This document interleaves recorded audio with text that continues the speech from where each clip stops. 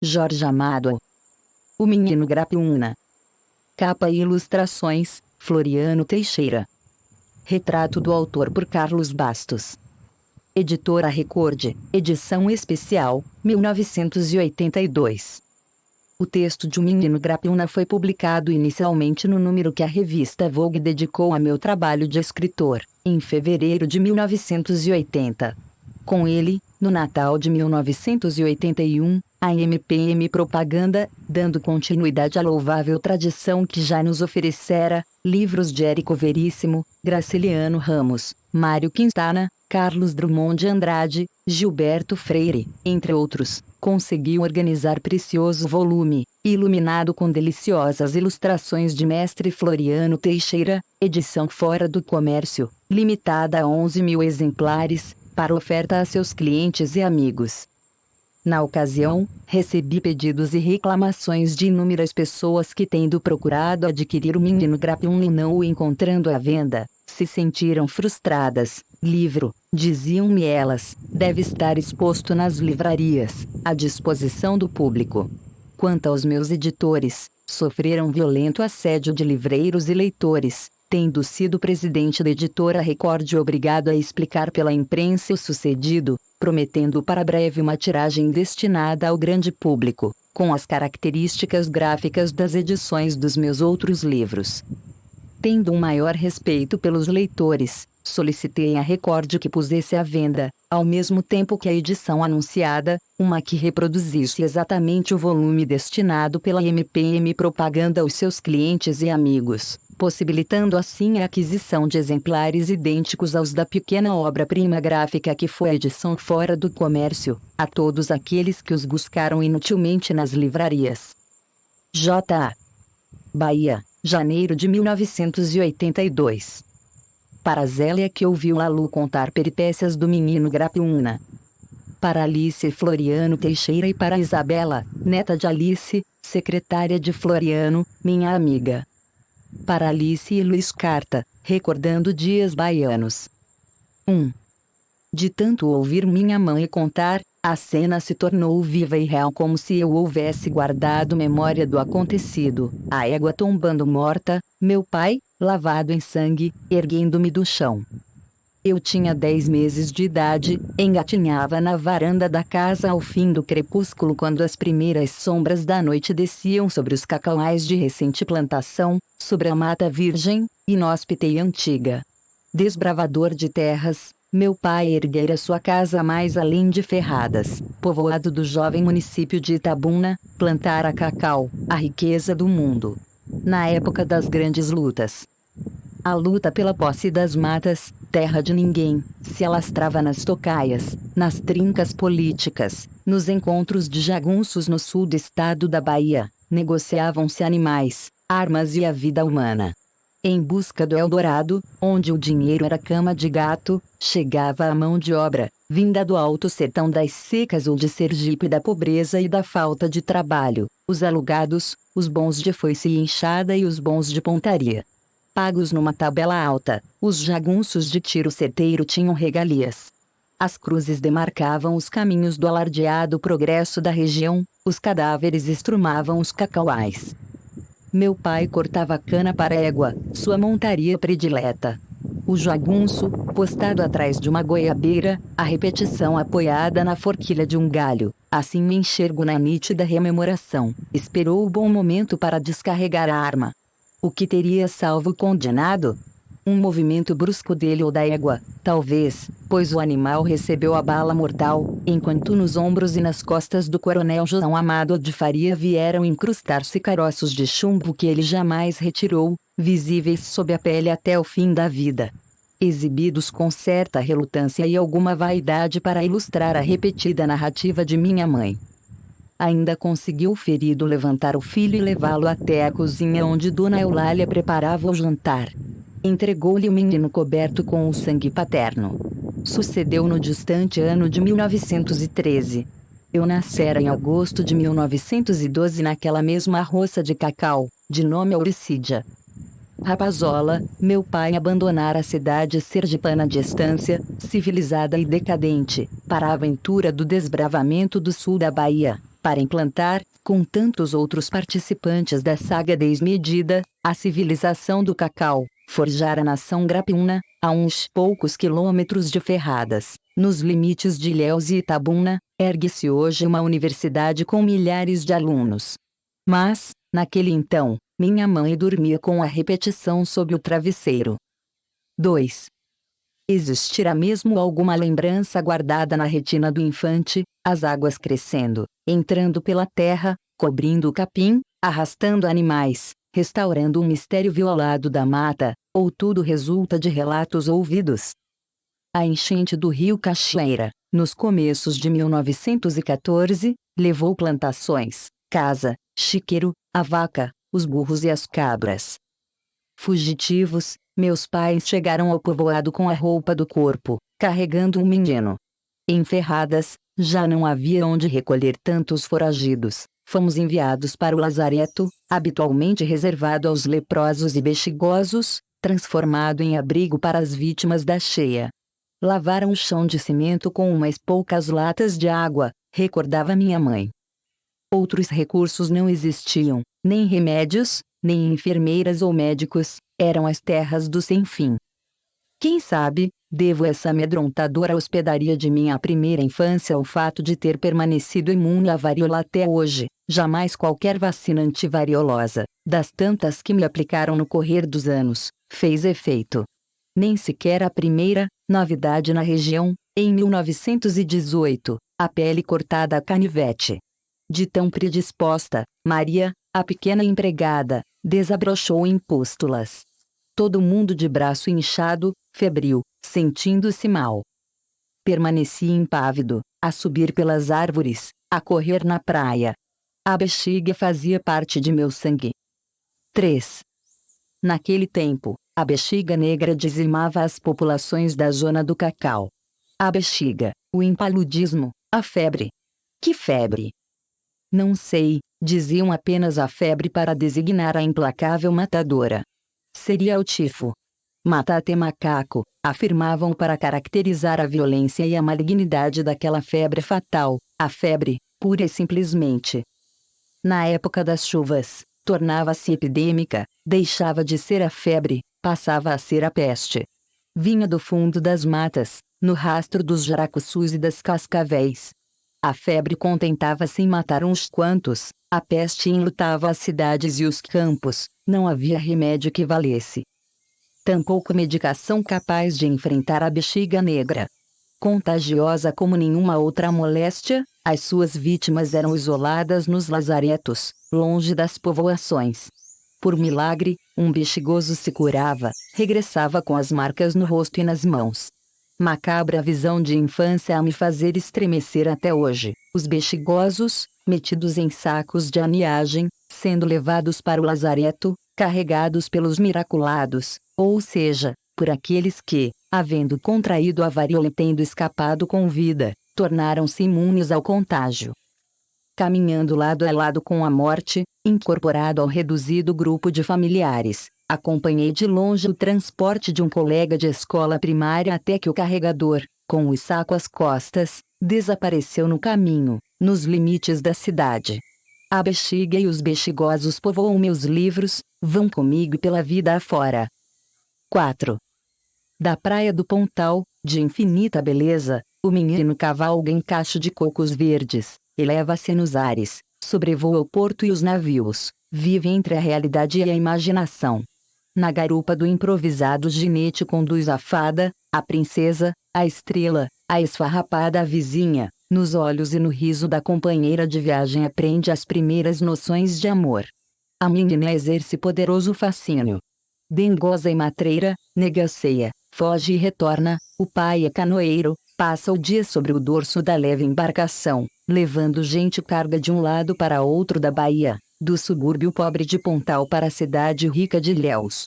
Junto às pontes de atracação, os pequenos navios da Companhia Baiana transformam-se em transatlânticos, em navios de piratas nos quais o menino se transporta aos confins do mundo, combate e vence o terror dos mares, salva a princesa escravizada. Os pais arruinados, perdidas as terras e as roças de cacau, cortam e preparam coure para tamancos. A casa pobre é moradia e oficina, mas o menino vive na praia, no encontro do rio com o mar, as ondas poderosas e as águas tranquilas, o coqueiral, o vento e a presença da menina por quem pulsa seu pequeno coração. Como se chamava? Perdeu-se o nome, na memória ficou apenas a imagem da cavalgada, de mistura com as historias de fadas e piratas, em curiosas versões regionais de Dona Eulália. Ficaram o das alazão e o rosto moreno, os cabelos lisos, de Cabo Verde, da primeira namorada. Namorada seria muito dizer, com tão pouca idade ainda não se namora, mas com que intensidade se ama. O desbravador de terras, o plantador de cacau, corta o couro, fabrica tamancos, mas seu único objetivo é economizar algum dinheiro para novamente partir rumo às matas bravias, abrir caminhos, plantar roças de cacau. Será curto o tempo de praia e ventania, de coqueiros e canoas, de canções e lua cheia, distante das covas rasas nas encruzilhadas, dos tiroteios no meio da noite. Não vai demorar a volta do menino à casa de fazenda, não mais em Ferradas, agora será na Tararanga, para as bandas de Siqueiro do Espinho onde, na lama das picadas, sob os pés dos jagunços e os cascos das tropas de burros carregando sacos de cacau, nascia o povoado que se chamou Pirangi, hoje cidade de Itajuípe. Um tempo de gestação de cidades. 5. Alguns verbetes em dicionários e enciclopédias, certas notícias bibliográficas, fazem-me nascido em Pirangi. Em verdade, sucedeu o contrário, vi Pirangi nascer e crescer. Quando por ali passei pela primeira vez, encarapitado no cavalete da sela na montaria de meu pai, existiam apenas 3 casas isoladas. A estação da estrada de ferro ficava longe, em Siqueiro do Espinho. Pouco tempo depois já era uma rua comprida, onde casas de residência se misturavam aos armazéns para a estocagem de cacau. O bar com as salas de jogo ao fundo, os míseros becos abrigando as pensões de raparigas. Aventureiros vindos de todas as partes, mascates levantinos descansando as malas de mercadorias para instalar lojas e armazéns, um missionário de acento alemão tentando impor os mandamentos da lei de Deus a uma gente sem lei e sem religião, desregrada e indômita, infensa a qualquer autoridade, do céu ou da terra. Aos poucos o burgo miserável ganhou vida intensa, o dinheiro corria a fácil e farto. Espocavam tiroteios na rua, nas casas de raparigas, nas salas de jogo. A vida humana continuava a valer pouco, moeda com que se pagava um pedaço de terra, um sorriso de mulher, uma parada de pôquer. Crescia ao mesmo tempo que Pirangi, assistia à inauguração da primeira loja, ao aparecimento do primeiro veículo a motor, transportando passageiros de Siqueiro do Espinho. Ali conheci os mais valentes entre os valentes e tive meu sono de criança velado por mulheres da vida nos becos esconsos. 6.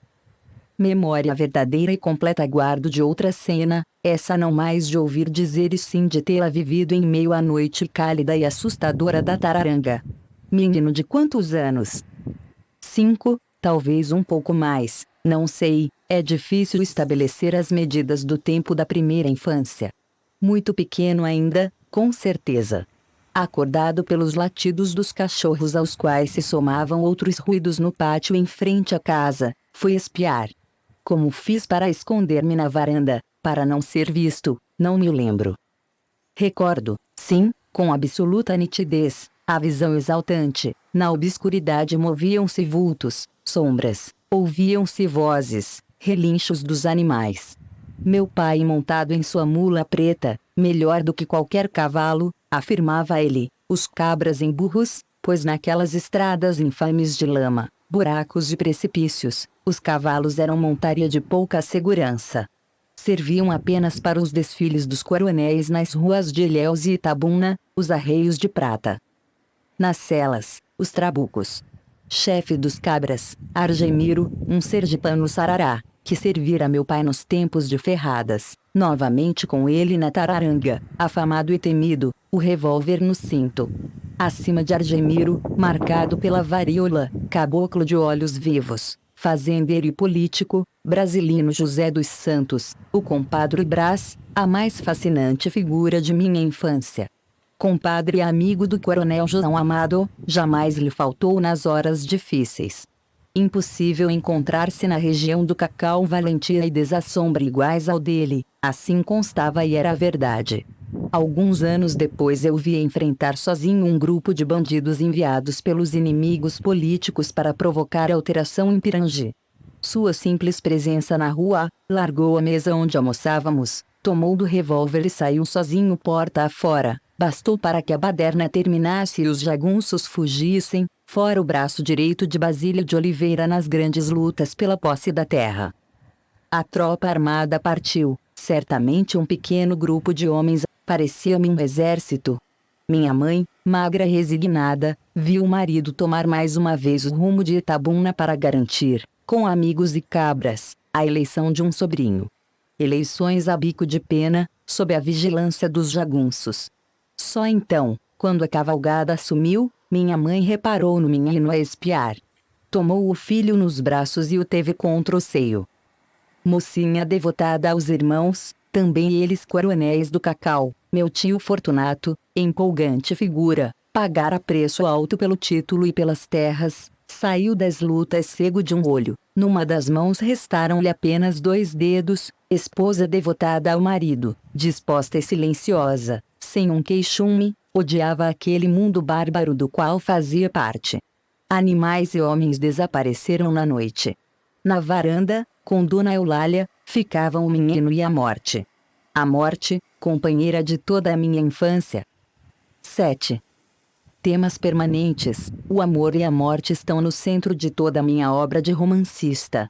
A observação de Ilya Ehrenburg, no prefácio da tradução russa de Terras do Sem Fim, retomada por outros críticos, encontra sua razão de ser, suas raízes, nessa primeira infância de terra desbravada, de homens em armas, num mundo primitivo de epidemias, pestes, serpentes, sangue-cruzes nos caminhos e, ao mesmo tempo, de mar e brisa, de praia e canções, meninas de doce enlevo. Entre Pontal e Pirangi, antevi o amor e tratei com a morte. A vida do menino foi intensa e sôfrega. Argemiro colocava o menino na frente da cela e o levava a Pirangi nos dias de feira, uma festa, um deslumbramento. Entre os sacos de feijão e farinha, as mantas de jabá, as jacas, as abóboras, os cachos de bananas, as raízes de inhame e aipim, no meio do povo, homens e mulheres que possuíam a cor e o odor da terra, o menino ia aprendendo sem se dar conta. De nada gostava tanto como dessas idas a Pirangi, em companhia de trabalhadores e jagunços, ampliavam seu universo e impediam que medrasse em seu espírito qualquer espécie de preconceito. A quem mais admirava senão Argemiro, de temerária fama, ou Honório, um gigante negro que se repete nos meus livros, a partir de Cacau. Diante de Honório todos tremiam. Constava que já liquidara não sei quantos, posso garantir que era de uma bondade sem limites, de uma delicadeza sem igual. O menino teve que esperar uns anos para conhecer e frequentar as salas de jogatina nos fundos do bar, onde os coronéis e os comerciantes árabes arriscavam o dinheiro e a vida nas partidas de pôquer. Ainda não tinha idade para cursar baralhos e aprender as regras do blefe. Mas as casas de mulher-dama, essas lhe foram familiares desde a meninice, pois Argemiro, e também Honório, não saía de Pirangi sem antes demorar-se em companhia das moças nos becos perdidos. Enquanto esperava, o menino ia de mão em mão, de ternura em ternura, de afago em afago, de rapariga em rapariga, cada qual mais maternal. Recorda a figura de Laura, os cabelos longos, o rosto macilento, sabia historias de lobisomens, cantava cantigas de ninar. 8. Não diga a Dona Eulália ou ao coronel que a gente esteve aqui. Recomendava Argemiro, suplicava Honório. Se os pais soubessem, o mundo viria abaixo. Como contar, se aquele segredo de homens era orgulho de menino? Não podia traí-lo nem correr o risco de perder a comovida ternura, o puro carinho das mulheres, bens por demais preciosos. Em minha infância e adolescência, as casas de mulheres da vida, em vilas e povoados, em pequenas cidades, nas ladeiras da Bahia, significaram calor, agasalho e alegria. De certa maneira, nelas cresci e me eduquei, parte fundamental de minhas universidades.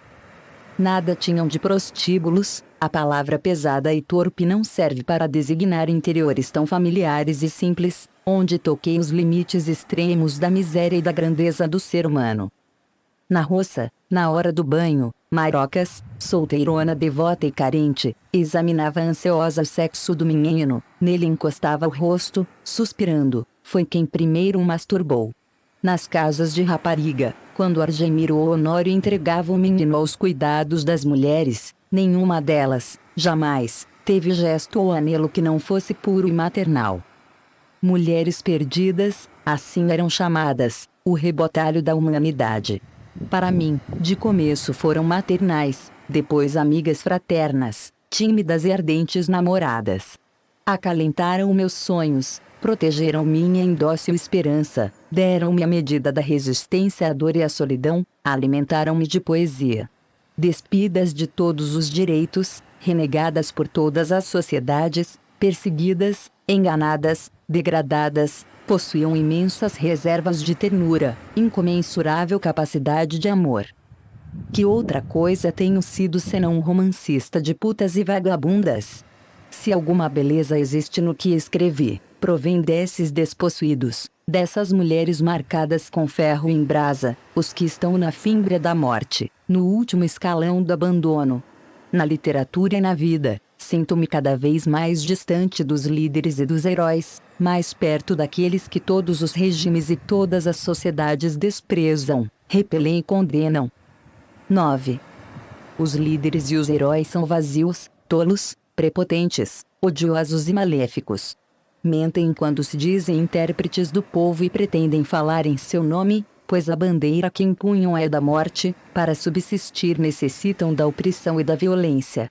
Em qualquer posição que assumam, em qualquer sistema de governo ou tipo de sociedade, o líder e o herói exigirão obediência e culto. Não podem suportar a liberdade, a invenção e o sonho, têm horror ao indivíduo, colocam-se acima do povo, o mundo que constroem é feio e triste. Assim tem sido sempre. Quem consegue distinguir entre o herói e o assassino, entre o líder e o tirano? O humanismo nasce daqueles que não possuem carisma e não detêm qualquer parcela de poder. Se pensamos em Pasteur e em Chaplin, como admirar e estimar Napoleão? 10. Os vagabundos ainda demorariam a fazer parte de meu universo, do meu cotidiano. Com eles comecei a tratar quando, aos 13 anos, fugi do internato dos jesuítas e atravessei o sertão para chegar a Sergipe, a casa de meu avô. Depois fiz-me amigo de tantos e tantos na minha livre adolescência na cidade de Salvador da Bahia de Todos os Santos.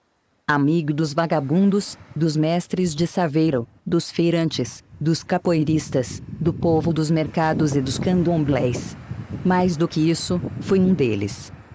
Na região Grapiúna não havia lugar para vagabundos, o trabalho era duro, a luta sem tréguas. Conheci e tratei com aventureiros de todas as condições, vinham no rastro do cacau, em busca de dinheiro fácil, usavam os títulos mais diversos, na esperança de enrolarem os ingênuos coronéis. Mas os coronéis do cacau não eram tão ingênuos assim, manobravam os baralhos de pôquer com a mesma segurança com que manejavam revólveres, os parabellums. Vários desses aventureiros deixaram a vida nos cabarés de Ilhéus e Itabuna, nas casas de jogo de Água Preta e Pirangi. Outros se ajustaram aos costumes da região, os pés presos ao mel do cacau, rasgaram a mata e plantaram fazendas. Entre os jagunços, aventureiros, jogadores, o menino crescia e aprendia. Aprendeu a ler antes de ir à escola, nas páginas do jornal à tarde, nos anos de Pontal. Aprendeu as regras do pôquer sentado atrás de seu tio Álvaro Amado, no Hotel Coelho, acompanhando as partidas, as apostas, adivinhando o jogo de cada parceiro. Enganar os demais fazia parte das regras do pôquer e dos hábitos da região. Havia a trinca Itabuna, um par e um as ou um rei, a trinca Pirangi, formada por 3 cartas seguidas do mesmo naipe. Mas era difícil ganhar na ficha, na valentia da aposta. Para os coronéis de dinheiro farto, passar um blefe exigia habilidade e consequência. Para meu tio Álvaro não havia alegria maior do que ganhar sem ter jogo, pondo os parceiros a correr, acontecimento pouco frequente. mas exaltante. Passei tardes inteiras peruando pôquer, até hoje não me explico por que aqueles rudes senhores não o mandavam embora. O menino curioso e inquieto, interessado no jogo. Tio Álvaro acarinhava minha cabeça, piscava-me o olho. 11. Os personagens das obras de ficção resultam da soma de figuras que se impuseram ao autor, que fazem parte de sua experiência vital. Assim são os coronéis do Cacau nos livros onde trato de região grapiúna, nos quais tentei recriar a saga da conquista da terra e as etapas da construção de uma cultura própria. Creio que em todos esses coronéis há um pouco do meu tio Álvaro amado. Personalidade sedutora, teve-me sempre sob a sua proteção, dava-me categoria de amigo, por vezes de cúmplice. Irmão mais moço de meu pai, tio Álvaro seguiu-lhe o exemplo. Ainda adolescente veio de Sergipe para fazer-se grapiúna. Fazendeiro, comerciante, inventando negócios os mais diversos, sempre risonho e alegre. De todos os seus múltiplos ofícios, o jogo foi o mais constante e o preferido. Podia atravessar dias e noites com o baralho na mão, namorando com a sorte, esperando o momento justo para a grande jogada. Fui seu admirador fanático. Um dos homens mais agradáveis que conheci, incompatível com a tristeza, onde chegasse trazia a animação e a festa. Tinha hábitos curiosos e moral própria, construída à base das exigências da vida em zona tão bravia, para velhaco, velhaco e meio, eis sua divisa, proclamada aos quatro ventos. Ganhando dinheiro facilmente, mais facilmente ainda o gastava, vivia quase sempre apertado, mas permanecia generoso ainda que, por vezes, às custas de terceiros. Gabava-se de ter sorte no jogo, orgulhava-se de acertar no bicho pelo menos uma vez por semana. Mas era de opinião que a sorte deve ser ajudada e tratava de ajudá-la. Nunca eu soube de alguém que achasse tanto dinheiro na rua, andava olhando para o chão. Um dos seus hábitos consistia em comparecer a reuniões e festas, na longa estação das chuvas, levando sempre um guarda-chuva velho que depositava junto aos demais, na entrada da casa. Ao sair, levava o melhor e mais novo. As histórias de suas sabedorias, era o termo que Dona Eulália usava para designar as atividades nem sempre exemplares do cunhado, me encantavam. Aconteceu-me participar de algumas delas e isso me enchia de vaidade. 12. Uma das histórias de tio Álvaro ficou-me gravada na lembrança, pois colaborei para seu êxito. Um dia, quem sabe, ainda a aproveitarei num conto, apenas não creio que a figura de meu tio caiba nas limitadas laudas de uma narrativa curta, exija romance. Aconteceu quando eu andava pelos meus 6 ou 7 anos. Havíamos mudado para Ilhéus. Em nossa casa, bem localizada, ao lado do Hotel Coelho, nas proximidades da praça principal da cidade, tio Álvaro estabeleceu, apesar dos protestos de meu pai, próspero comércio de água milagrosa, importada de Sergipe. Água milagrosa descoberta pouco antes em pequena cidade do estado vizinho, nos terrenos próximos à capela de Nossa Senhora do Ó, santa responsável pelas qualidades sobrenaturais do líquido que jorrava abundante de escondida nascente, no interior de uma gruta. Para atender aos rogos da mãe de uma criança enferma, Nossa Senhora do Ó abençoara a nascente e revelara sua existência à aflita devota, informava o proprietário do terreno, da gruta e da nascente. A criança bebeu da água, curou-se. O milagre correu o mundo. Não foi o único, outros se sucederam. A gruta tornou-se lugar de peregrinação e o copo de água passou a ser vendido a R$100. A notícia, repleta de relatos verídicos, chegou rápida à região do Cacau, povoada em grande parte por sergipanos.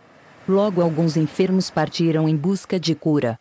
Prova viva dos poderes conferidos por Nossa Senhora do Ó, a fonte milagrosa. Regressavam livres de dores cruciantes, de doenças crônicas, algumas consideradas incuráveis. Bastara que bebessem daquela água durante alguns dias e rezassem umas quantas ave-marias. Cresceu o fluxo de romeiros. Entre eles meu tio Álvaro, de repente atacado por agudo reumatismo, intolerável. Aproveitava a viagem para visitar meu avô, em Itaporanga. Voltou completamente curado do reumatismo e entusiasmado com os poderes medicinais da água tão falada, Não havia doença, fosse qual fosse, capaz de resistir a uns quantos copos do líquido abençoado por Nossa Senhora. Bom samaritano, tio Álvaro não se contentava com agradecer a santa, acendendo velas na sua capela.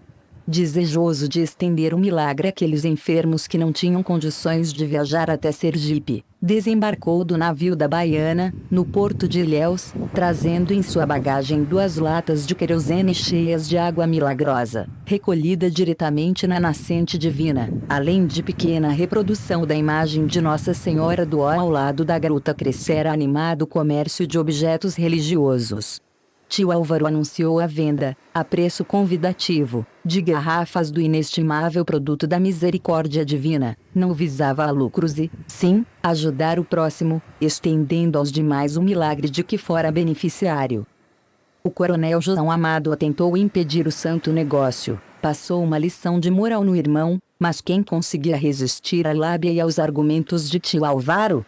Segundo ele, os poderes sobrenaturais persistiriam desde que não se esperasse que as latas esvaziassem completamente para novamente enchê-las, fazendo quando estivessem pela metade. Assim haveria sempre uma parte da água milagrosa atuando na mistura, mantendo-lhe os dons concedidos pela Virgem. Sem esquecer as Ave-Marias, é claro. Fui seu colaborador na rendosa atividade, as latas de querosene à vista, entre elas a pequena imagem de Nossa Senhora do Ó, garantia de autenticidade. Eu enchia garrafas que a princípio chegaram a ser disputadas por filas de enfermos. A água trazida de Sergipe, multiplicada segundo as rigorosas exigências de tio Álvaro, durou bem mais de um mês, não fosse ela milagrosa. Quando a clientela se esgotou em Ilhéus, meu tio levou as 2 latas cheias para Itabuna, onde doentes ansiosos reclamavam o fabuloso produto. Tio Álvaro respondia às críticas do irmão e da cunhada, enumerando os milagres realizados pela água que ele e eu vendíamos, curas espantosas. Espantosas e reais. Vinham pessoas à nossa casa agradecer a tio Álvaro a caridade. Agradece a Nossa Senhora do Ó, respondia, modesto. Penso que no fundo se considerava um benemérito. Do caso, ficou uma curiosidade a atazanar-me até hoje. A água que enchia as 2 latas, quando o tio Álvaro desembarcou do paquete da Baiana, teria vindo mesmo de Sergipe ou era do navio. Em verdade, que importa? Fosse da distante nascente, do barco ou da torneira de nossa cozinha, operava prodígios.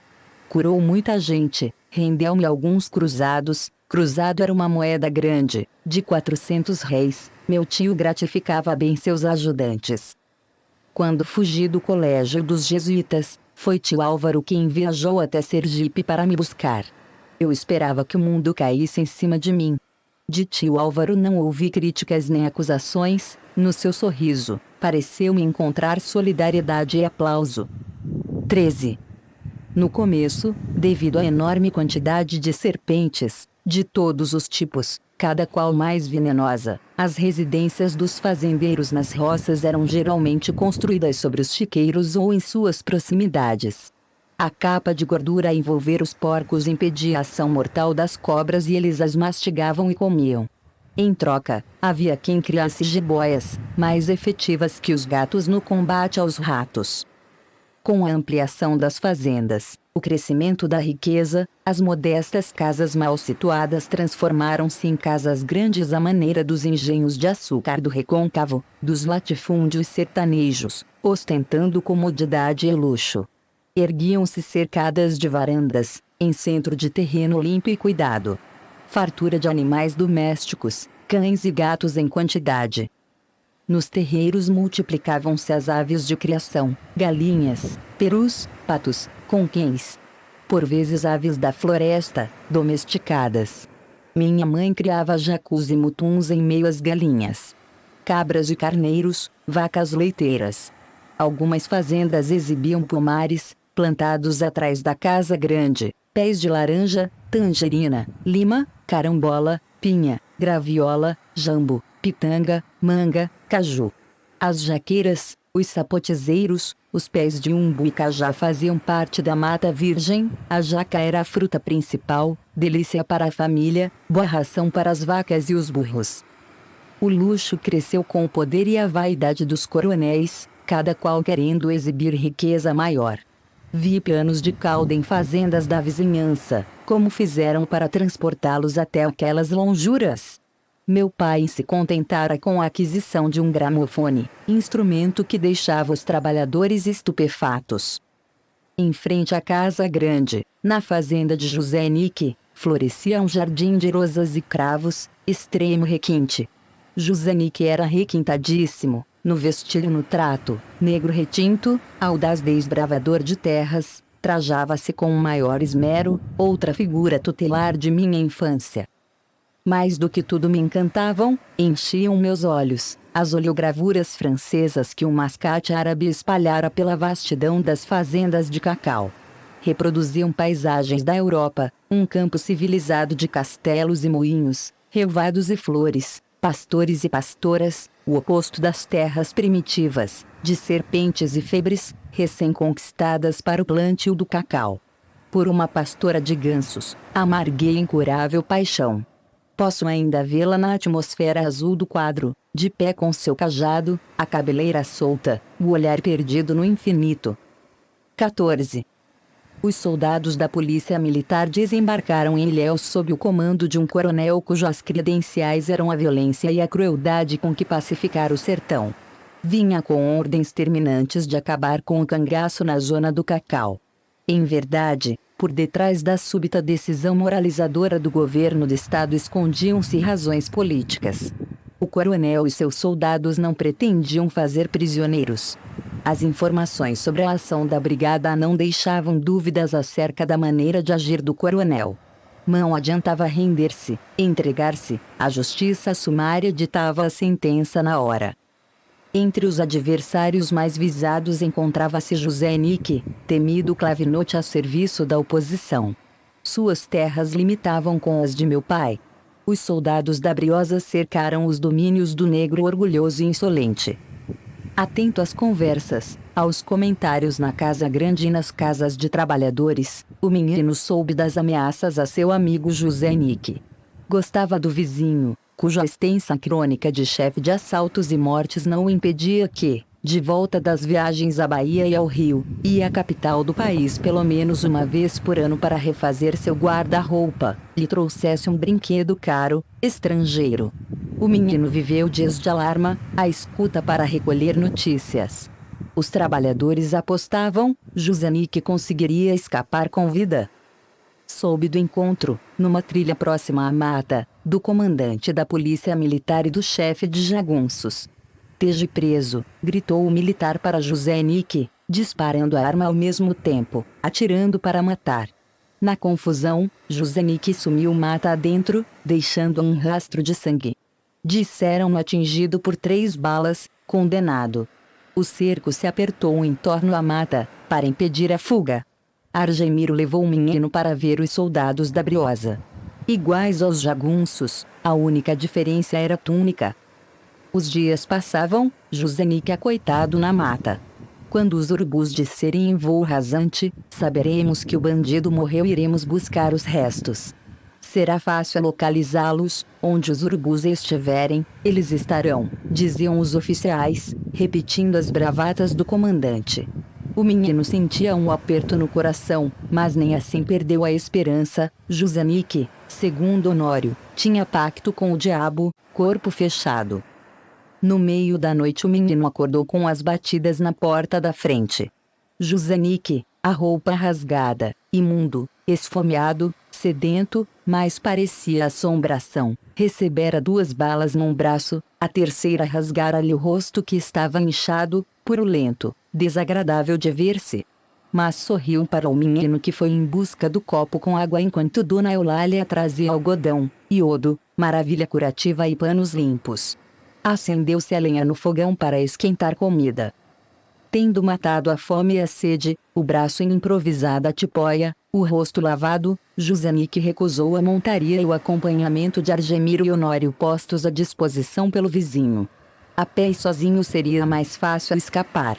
Agradeceu e tomou o rumo ignorado. Os soldados permaneciam em torno à mata, esperando que os urubus descessem em voo rasante. Cansaram de esperar. Cerca de um mês depois chegaram novas de José Henrique, estava no Rio de Janeiro. Tendo conseguido alcançar Ilhéus, viajara para o sul escondido num navio da costeira.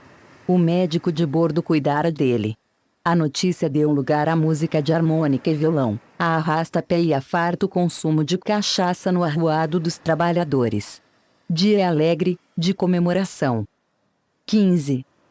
Para o menino Grapiúna, arrancado da liberdade das ruas e do campo, das plantações e dos animais, dos coqueirais e dos povoados recém-surgidos, o internato no colégio dos jesuítas foi o encarceramento, a tentativa de domá-lo, de reduzi-lo, de obrigá-lo a pensar pela cabeça dos outros. A intenção do pai era apenas educá-lo no melhor colégio, o de maior renome, não se dava conta de como violentava o filho. Essa mesma sensação de sufoco, de limitação, eu voltaria a sentir mais de uma vez no decorrer de minha vida. No desejo de bem servir causas generosas e justas, aconteceu-me aceitar encargos e desempenhar tarefas de meu desagrado. Durante 2 anos, por exemplo, fui deputado federal, apesar de não ter vocação parlamentar nem gosto para o cargo. Da mesma maneira, por idênticos motivos, em certas ocasiões admiti e repeti conceitos, regras e teses que não eram minhas, pensei pela cabeça dos outros. No colégio dos jesuítas, pela mão herética do padre Cabral, encontrei nas viagens de Gulliver os caminhos da libertação, os livros abriram-me as portas da cadeia. A heresia do padre Cabral era extremamente limitada, nada tinha a ver com os dogmas da religião. Herege apenas no que se referia aos métodos de ensino da língua portuguesa, em uso naquela época. Ainda assim, essa pequena rebeldia revelou-se positiva e criadora. A heresia é sempre ativa e construtora, abre novos caminhos. A ortodoxia envelhece e apodrece ideias e homens e... A longa e dura experiência ensinou-me, no passar dos anos, a importância de pensar pela própria cabeça. Para pensar e agir por minha cabeça, pago um preço muito alto, alvo que sou do patrulhamento de todas as ideologias, de todos os radicalismos ortodoxos. Preço muito alto, ainda assim barato. 16. Não serão as ideologias por acaso a desgraça do nosso tempo. O pensamento criador submergido, afogado pelas teorias, pelos conceitos dogmáticos, o avanço do homem travado por regras imutáveis. Sonho com uma revolução sem ideologia, onde o destino do ser humano, seu direito a comer, a trabalhar, a amar, a viver a vida plenamente não esteja condicionado ao conceito expresso imposto por uma ideologia, seja ela qual for. Um sonho absurdo. Não possuímos direito maior e mais inalienável do que o direito ao sonho. O único que nenhum ditador pode reduzir ou exterminar. 17. Dos estreitos limites do internato, fui salvo pelo mar, o mar de Ilhéus, a praia do Pontal, as marés mansas e a tempestade. Aplaudido orador sacro, o padre Luiz Gonzaga Cabral era a grande estrela do colégio. A sociedade baiana vinha em peso ouvir seu sermão dominical. Brilhava também no Liceu Literário Português nas comemorações de datas lusitanas. Tendo adoecido o nosso professor de português, Padre Faria, ele substituiu. Seus métodos de ensino nada tinham de ortodoxos. Em lugar de nos fazer analisar os Lusíadas, tentando descobrir o sujeito oculto e dividir as orações, reduzindo o poema a complicado texto para as análises gramaticais, fazendo-nos odiar Camões, o padre Cabral, para seu deleite e nosso encantamento, declamava para os alunos episódios da epopeia. Apesar do sotaque de além-mar, a força do verso nos tomava e possuía. Líamos igualmente a prosa de Garrett, a de Herculano, cenas de Frei Luís de Souza, trechos de lendas e narrativas. Patriota, desejava sem dúvida nos fazer conscientes da grandeza de Portugal, o Portugal das descobertas e dos clássicos. Obtinha bem mais do que isso, despertava nossa sensibilidade, retirando-nos do poço da gramática portuguesa, cujas rígidas regras nada tinham a ver com a língua falada pelo povo brasileiro, para a sedução da literatura, das palavras vivas e atuantes. As aulas de português adquiriram outra dimensão. 18. O primeiro dever passado pelo novo professor de português foi uma descrição tendo o mar como tema. A classe se inspirou, toda ela, nos encapilados mares de Camões, aqueles nunca dantes navegados. O episódio do Adamastor foi reescrito pela meninada. Prisioneiro no internato, eu vivia na saudade das praias do Pontal onde conhecera a liberdade e o sonho. O mar de Ilhéus foi o tema de minha descrição. Padre Cabral levara os deveres para corrigir em sua cela. Na aula seguinte, entre risonho e solene, anunciou a existência de uma vocação autêntica de escritor naquela sala de aula. Pediu que escutassem com atenção o dever que ia ler. Tinha certeza, afirmou, que o autor daquela página seria no futuro um escritor conhecido. Não regateou elogios. Eu acabara de completar 11 anos. Passei a ser uma personalidade, segundo os cânones do colégio, ao lado dos futebolistas, dos campeões de matemática e de religião, dos que obtinham medalhas. Fui admitido numa espécie de círculo literário onde brilhavam alunos mais velhos.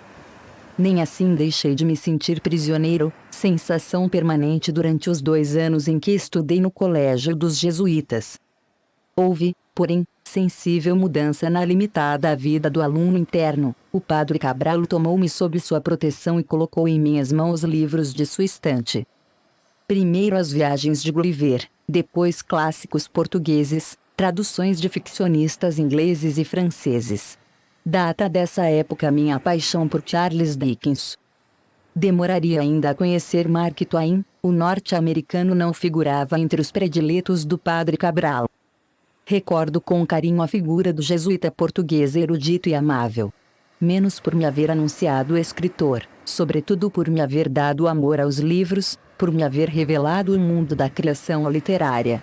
Ajudou-me a suportar aqueles 2 anos de internato, a fazer mais leve a minha prisão, minha primeira prisão.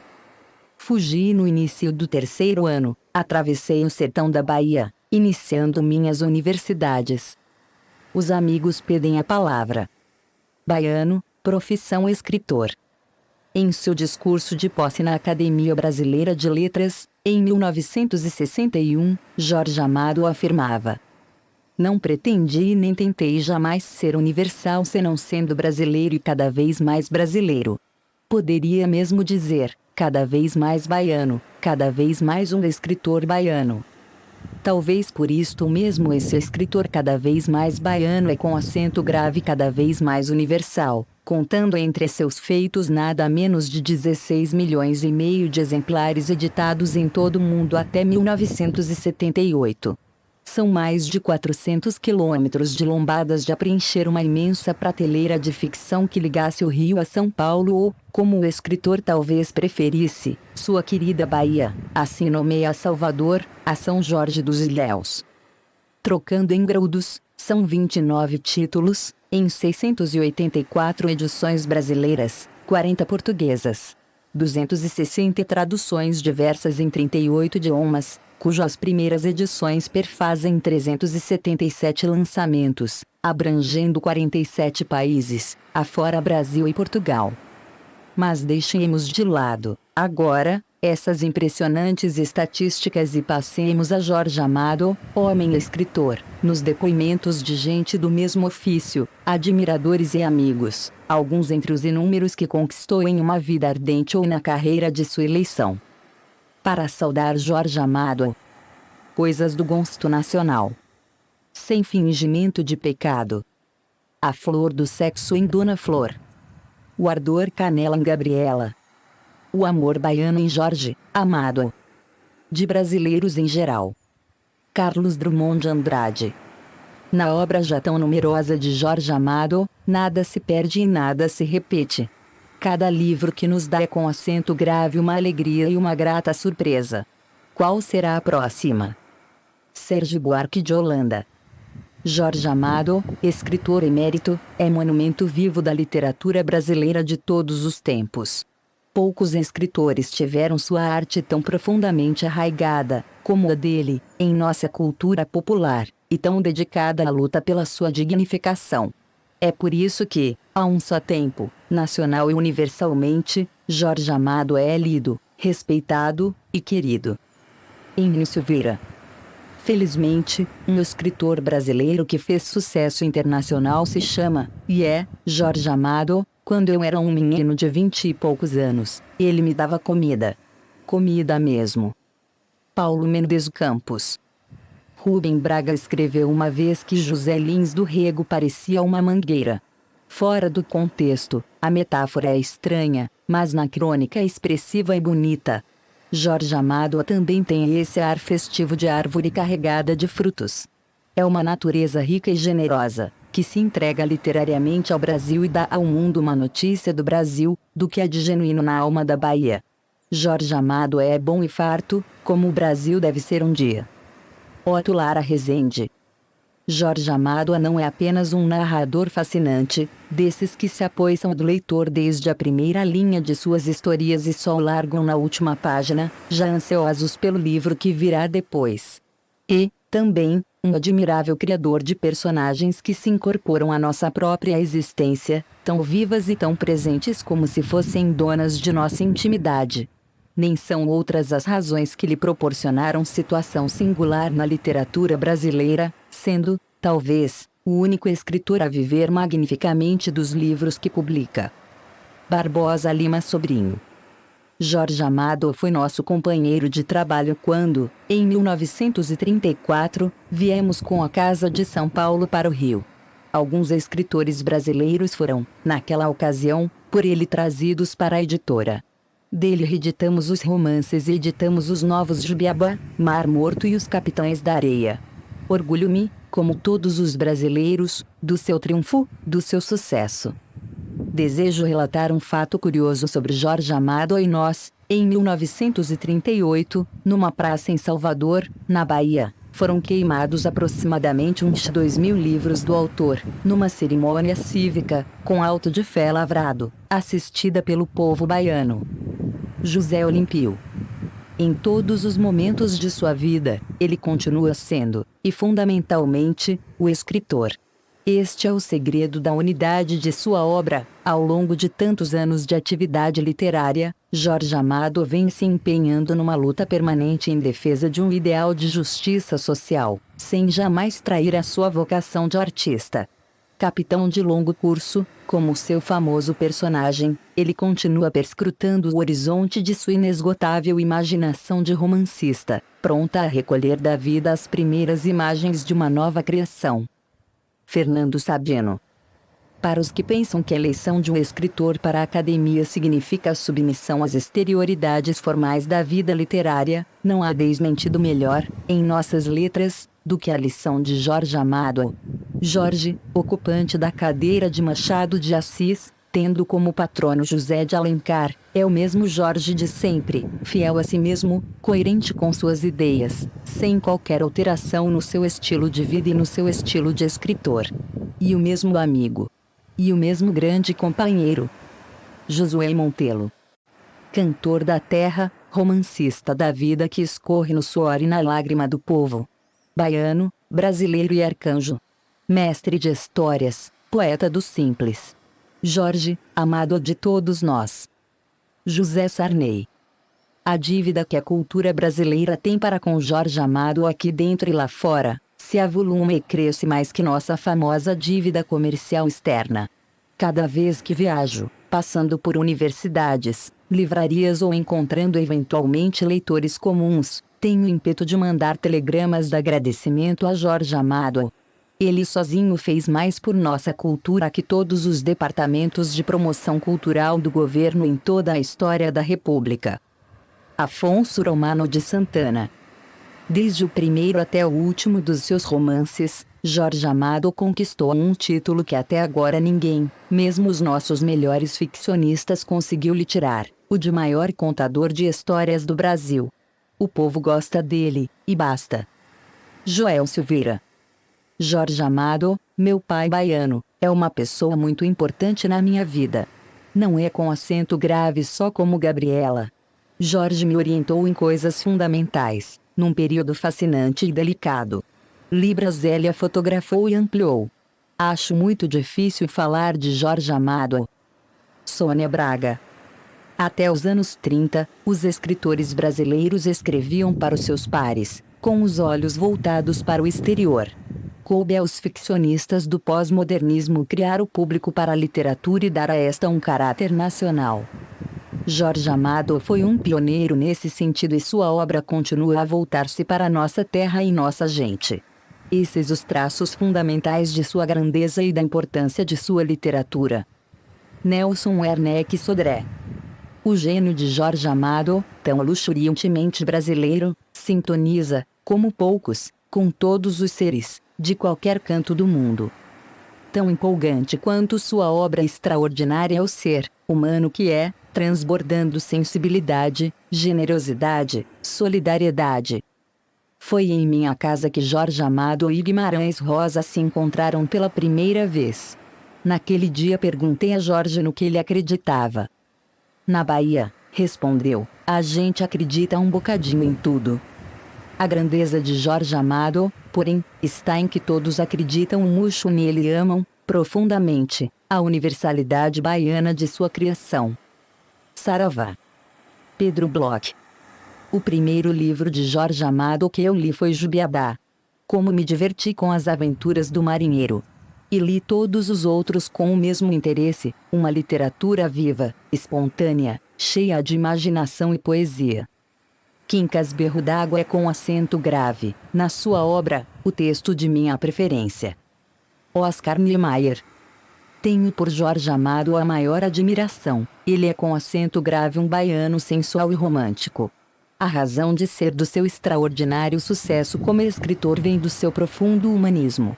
Jorge é uma das pessoas mais humanas que eu conheço, ria sua obra de romancista prefiro Jubiabá, Mar Morto, Gabriela e Quincas Berro d'Água. O homem que escreveu esses livros merece o nosso beijo. Saúdo também sua admirável Zélia, que é companheira, musa, presença fraterna ao lado desse grande criador brasileiro. Antônio Carlos Vilaça. Falar, em 5 linhas, do romancista Jorge Amado, traduzido do francês ao árabe, do hebreu ao chinês, e mais 30 e tantos idiomas será fazer milagre. Falar do amigo fraterno da juventude, daquele jovem do Paz do Carnaval ao Jubiabá, da Gabriela, Cravo e Canela aos velhos marinheiros, de tantos longos papos e gargalhadas horas a fio, trocando ideias entre risos e risos, seria outro milagre. Mas, certamente, é com imenso prazer que recordo esse tempo vadio e gostoso, quando agora o romancista faz 50 anos de literatura, em vigor e lucidez assombrosa de trabalhador intelectual.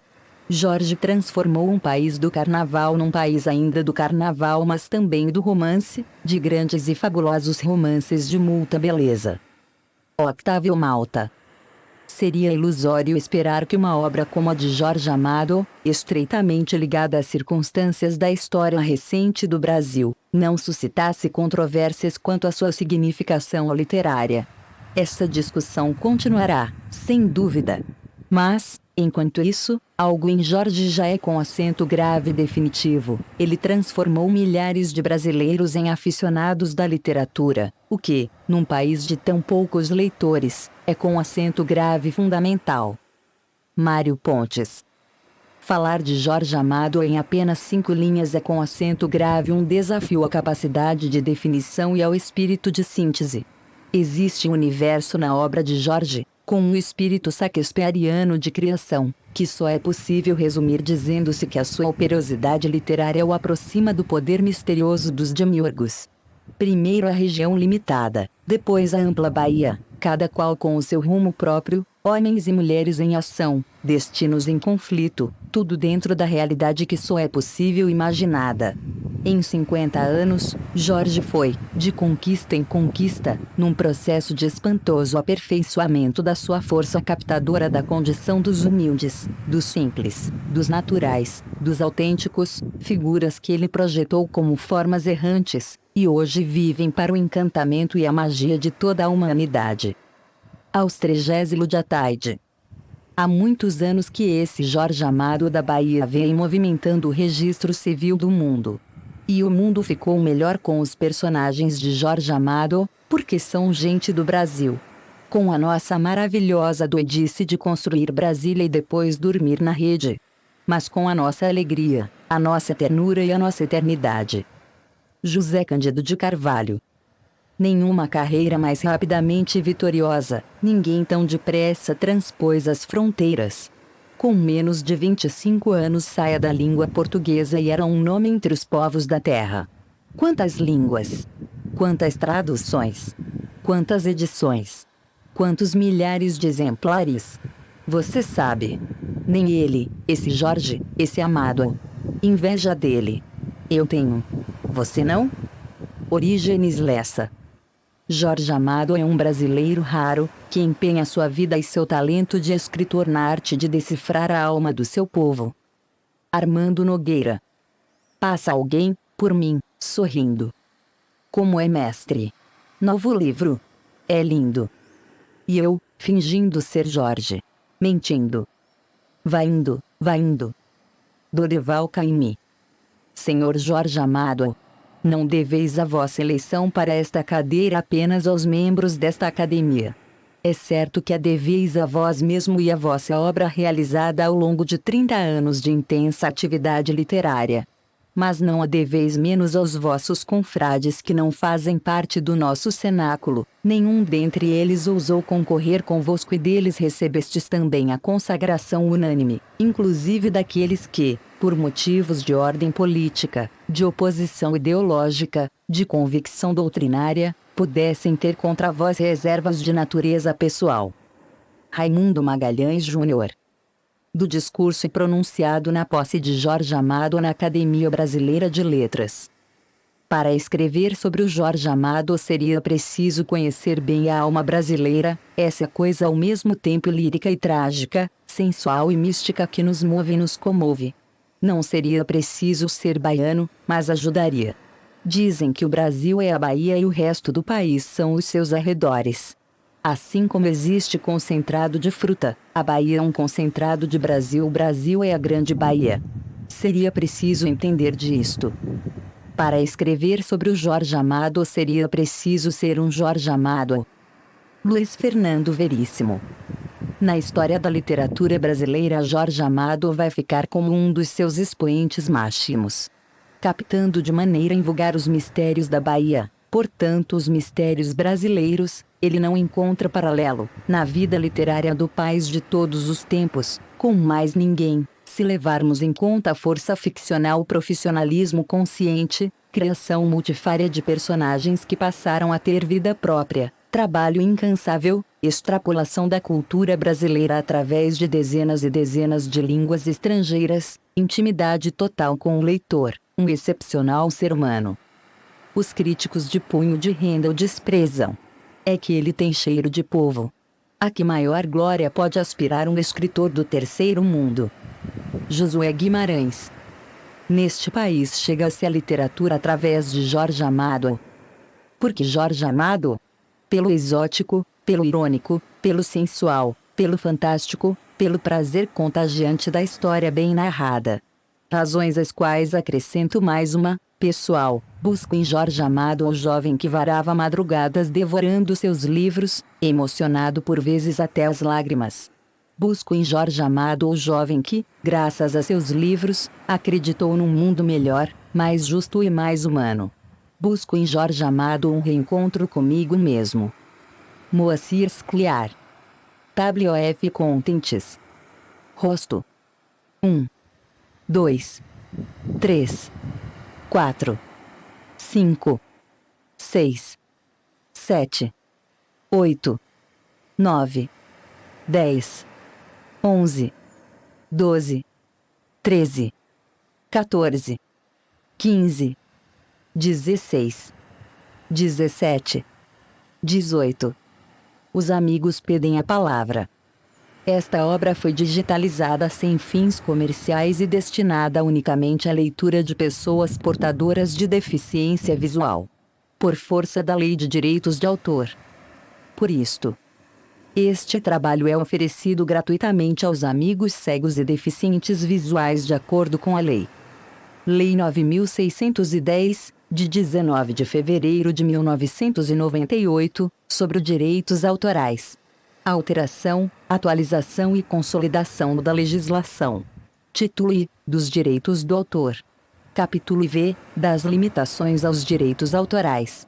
Art. 46 não constitui ofensa aos direitos autorais, e, a reprodução d. de obras literárias, artísticas ou científicas, para uso exclusivo de deficientes visuais, sempre que a reprodução, sem fins comerciais, seja feita mediante o sistema Braille ou outro procedimento em qualquer suporte para esses destinatários.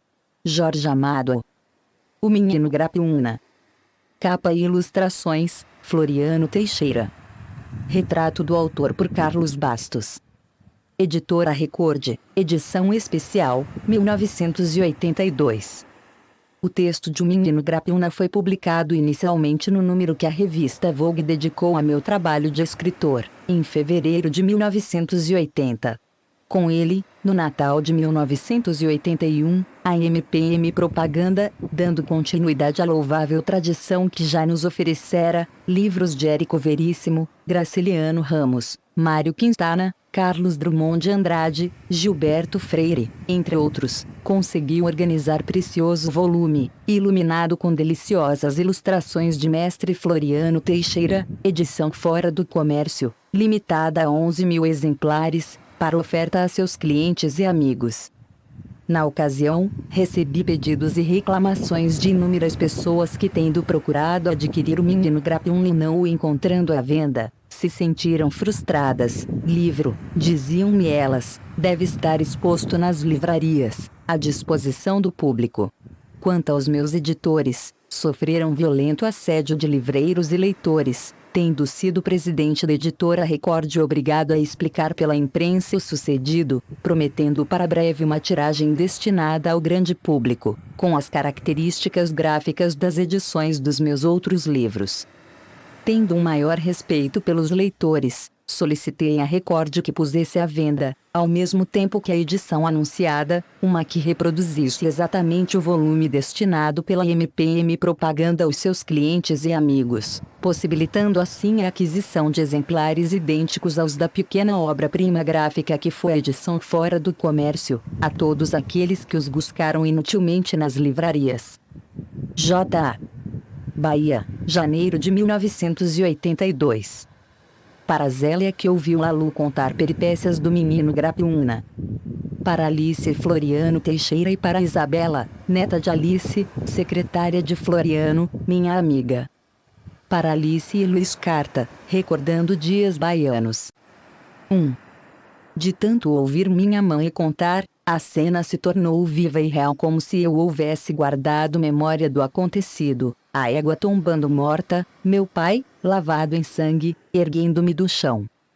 Eu tinha 10 meses de idade, engatinhava na varanda da casa ao fim do crepúsculo quando as primeiras sombras da noite desciam sobre os cacauais de recente plantação, sobre a mata virgem, inóspita e antiga. Desbravador de terras, meu pai erguera sua casa mais além de Ferradas, povoado do jovem município de Itabuna, plantara cacau, a riqueza do mundo. Na época das grandes lutas. A luta pela posse das matas, terra de ninguém, se alastrava nas tocaias, nas trincas políticas, nos encontros de jagunços no sul do estado da Bahia, negociavam-se animais, armas e a vida humana. Em busca do Eldorado, onde o dinheiro era cama de gato, chegava a mão de obra, vinda do alto sertão das secas ou de Sergipe da pobreza e da falta de trabalho, os alugados, os bons de foice e enxada e os bons de pontaria. Pagos numa tabela alta, os jagunços de tiro certeiro tinham regalias. As cruzes demarcavam os caminhos do alardeado progresso da região, os cadáveres estrumavam os cacauais. Meu pai cortava cana para égua, sua montaria predileta. O jagunço, postado atrás de uma goiabeira, a repetição apoiada na forquilha de um galho, assim me enxergo na nítida rememoração, esperou o bom momento para descarregar a arma. O que teria salvo o condenado? Um movimento brusco dele ou da égua, talvez, pois o animal recebeu a bala mortal, enquanto nos ombros e nas costas do coronel João Amado de Faria vieram incrustar-se caroços de chumbo que ele jamais retirou, visíveis sob a pele até o fim da vida. Exibidos com certa relutância e alguma vaidade para ilustrar a repetida narrativa de minha mãe. Ainda conseguiu o ferido levantar o filho e levá-lo até a cozinha onde Dona Eulália preparava o jantar. Entregou-lhe o menino coberto com o sangue paterno. Sucedeu no distante ano de 1913. Eu nascera em agosto de 1912 naquela mesma roça de cacau, de nome Auricídia.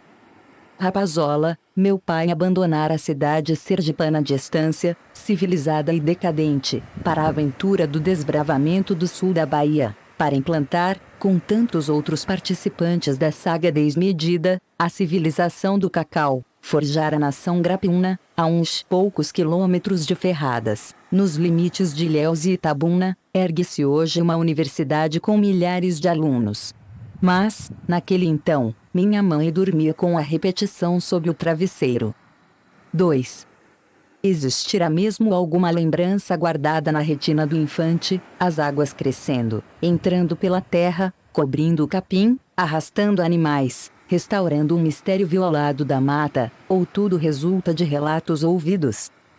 A enchente do rio Cachoeira, nos começos de 1914, levou plantações, casa, chiqueiro, a vaca, os burros e as cabras. Fugitivos, meus pais chegaram ao povoado com a roupa do corpo, carregando um menino. Em Ferradas, já não havia onde recolher tantos foragidos. Fomos enviados para o lazareto, habitualmente reservado aos leprosos e bexigosos, transformado em abrigo para as vítimas da cheia. Lavaram o chão de cimento com umas poucas latas de água, recordava minha mãe. Outros recursos não existiam, nem remédios, nem enfermeiras ou médicos, eram as terras do sem-fim.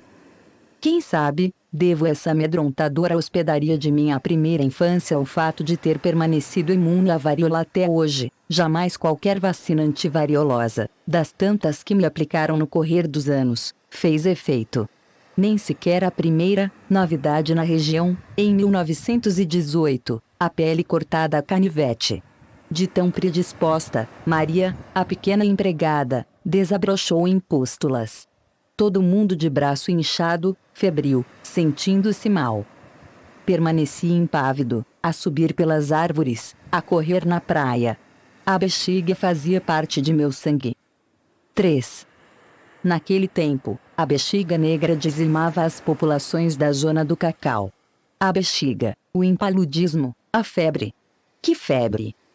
Não sei, diziam apenas a febre para designar a implacável matadora. Seria o tifo. Matate macaco, afirmavam para caracterizar a violência e a malignidade daquela febre fatal, a febre, pura e simplesmente. Na época das chuvas, tornava-se epidêmica, deixava de ser a febre, passava a ser a peste. Vinha do fundo das matas, no rastro dos jaracuçus e das cascavéis. A febre contentava-se em matar uns quantos, a peste enlutava as cidades e os campos, não havia remédio que valesse.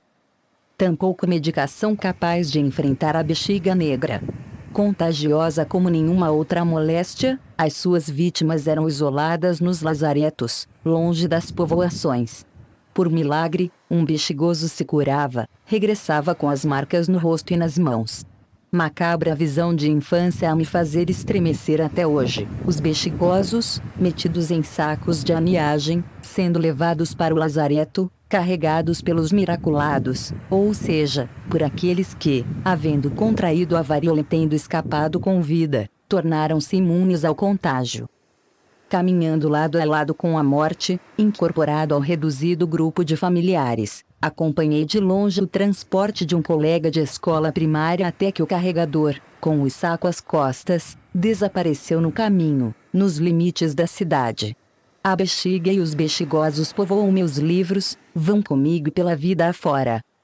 4. Da praia do Pontal, de infinita beleza, o menino cavalga em cacho de cocos verdes, eleva-se nos ares, sobrevoa o porto e os navios, vive entre a realidade e a imaginação. Na garupa do improvisado ginete conduz a fada, a princesa, a estrela, a esfarrapada vizinha, nos olhos e no riso da companheira de viagem aprende as primeiras noções de amor. A menina exerce poderoso fascínio. dengosa e matreira, negaceia, foge e retorna. O pai é canoeiro, passa o dia sobre o dorso da leve embarcação, levando gente carga de um lado para outro da Bahia, do subúrbio pobre de Pontal para a cidade rica de Ilhéus. Junto às pontes de atracação, os pequenos navios da Companhia Baiana transformam-se em transatlânticos, em navios de piratas nos quais o menino se transporta aos confins do mundo, combate e vence o terror dos mares, salva a princesa escravizada. Os pais arruinados, perdidas as terras e as roças de cacau, cortam e preparam coure para tamancos. A casa pobre é moradia e oficina, mas o menino vive na praia, no encontro do rio com o mar, as ondas poderosas e as águas tranquilas, o coqueiral, o vento e a presença da menina por quem pulsa seu pequeno coração. Como se chamava? Perdeu-se o nome, na memória ficou apenas a imagem da cavalgada, de mistura com as histórias de fadas e piratas, em curiosas versões regionais de Dona Eulália. Ficaram o das alazão e o rosto moreno, os cabelos lisos, de Cabo Verde, da primeira namorada. Namorada seria muito dizer, com tão pouca idade ainda não se namora, mas com que intensidade se ama. O desbravador de terras, o plantador de cacau, corta o couro, fabrica tamancos, mas seu único objetivo é economizar algum dinheiro para novamente partir rumo às matas bravias, abrir caminhos, plantar roças de cacau.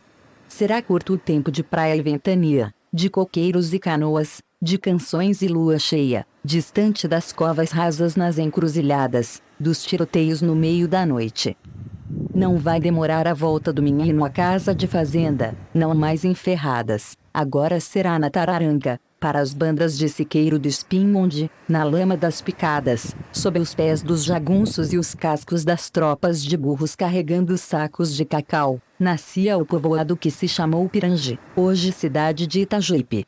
Um tempo de gestação de cidades. 5. Alguns verbetes em dicionários e enciclopédias, certas notícias bibliográficas, fazem-me nascido em Pirangi. Em verdade, sucedeu o contrário, vi Pirangi nascer e crescer. Quando por ali passei pela primeira vez, encarapitado no cavalete da sela na montaria de meu pai, existiam apenas 3 casas isoladas.